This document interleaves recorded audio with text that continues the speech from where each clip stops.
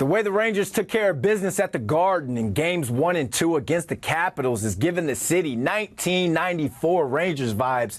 So let's bring in a blast from the past. Rangers legend Stéphane Matteau, or as Howie Rose said 30 years ago, Matteau, Matteau, Matteau.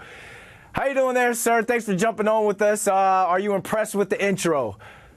I loved it. Thank you very much. It never gets old, and I appreciate it. Thank you very much. Thanks for having me. All right, thank you for giving a little love to the intro. So let's get right into this. What's impressed you about this Rangers squad in the first 2 games of the series? Well, they look great the first 2 games, and I thought last night's game was more physical, more of a playoff atmosphere, and it was fun to be part of it last night. But they are continuing what they've been doing all year long, which is winning hockey game in different ways. And last night it was more physical. They found a way, and let me tell you, this year they look pretty good. So hope for the best for the next, because the next game is going to be a huge game for them. And the Capitals, they realize that too also. Well, you've played in some big-time playoff atmospheres and series yourself, so let's talk from a player's perspective, and you're one that's been there before. No home ice advantage these next 2 games to help them get in and out of momentum runs. So what are some of the championship-like details that they need to clean up now that they're on the road for the next 2? Well, they find ways all year long to win hockey games. But 3 goals against is still a bit too much. They know that. I don't know if they took bad penalties, but the referees last night, they let them play just like any regular playoff game. So they just have to keep going. But tomorrow, the next game, the Caps will give their best because it's the biggest game of their season. So game 3 usually it's to set the tone series. So I think the Rangers still have another level of they can improve in a lot of the places. Let's backtrack a little bit and talk about last season's playoffs, because they were up 2-0 against the Devils in the first round, and then they lost that series in 7. So, again, from a guy who's been there before, what's the leadership saying in the locker room to the guys so they close out this series? Well, last year I was very disappointed as a fan, and I'm sure as a player, they were very disappointed, especially they were up 2-0 against the Devils. So I'm sure the media will keep on bringing that stats up for the next 2 games, especially they have 2 games in 2 days in between. They know what they did last year. They know what's in stake. They don't want to lose out in the same fashion way. But the Rangers they're more mature this year. They're focusing on game 3 alone, and that's what once again, that's the most important game on their schedule this year. Who were some of the leaders in you guys' locker room when you guys faced some adversity back in 1994 that kind of stepped up and were vocal? Well, we were fortunate in 1994. We had players who's been there for many, many years with the Edmonton Oilers, and the top of the list was Mark Messier, Kevin Lowe, Adam Graves, Glenn Anderson, Esa Tikkanen. We had Brian Leach in the backhand. So we had so many, and I'm missing a few out there. So when we were down 3-2 against the Devils, those guys stood up and they made sure that we would not lose a beat. And I think that's why the reason why we won in '94. It's a group of the leaders that we had. They were so important in our group. Were any similarities in this year's team and journey in your 1994 Rangers team story? Absolutely. They have one of the best goaltender in the league this year. Richter was one of the best in '94. The power play, Adam Fox is just an amazing hockey player. We had Brian Leach and Zubov.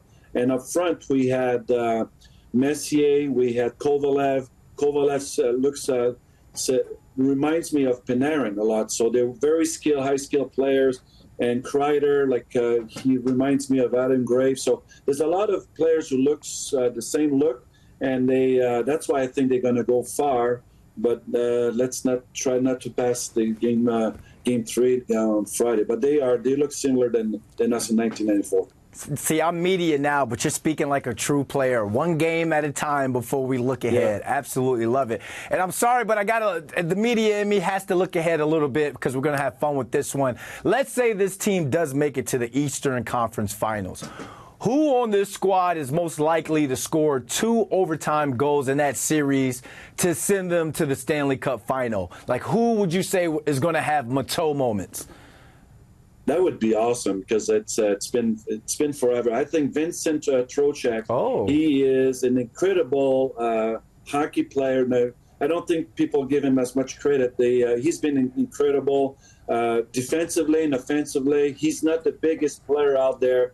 Kreider seems to score some very big goals out there. But I think Vincent Trocheck is the candidate to score 2 double overtime goals in the conference final if they go that far. All right, let's talk about your May 23rd event that your foundation is involved in. Your foundation has done so much over the years, man. So can you kind of break down how that started, and can you talk to us about the event? May 23rd, I'm having a pretty big event. We're going to celebrate my 30th year of my iconic goal. And it's all started about 10 years ago. I started a school program in the Bronx, Brooklyn, Queens, New Jersey, and Long Island. So I'm all over the place. I've been involved with thousands of kids in the Bronx to realize, or in New York, to realize even though they are smiling, those kids are smiling, they are hiding some suffering behind their smile.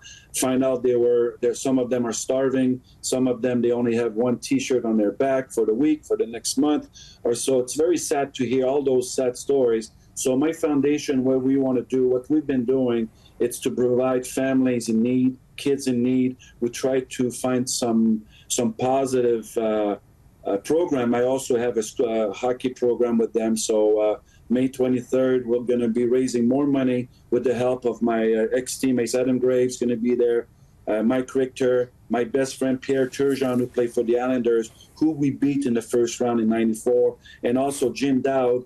I want to hear his story because we all know our story in '94 on the Rangers side, but I wanted to have someone that could tell us their story from the Devils the Devils side, and also how we rose. I don't think my goal would have been as dramatic if Howie didn't perform in that great call. And once again, I'm so grateful for the call 30 years ago. And I think we're going to be linked together for the rest of my life for sure. Absolutely. It was an iconic moment in New York sports history.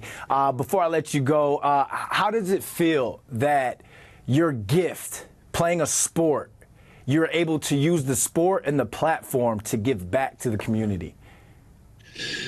It's a good feeling. It's something when you're a player, you don't think about it. Life is happening very fast. As you know, you played football before, and life is happening very, very fast. And you take things for granted.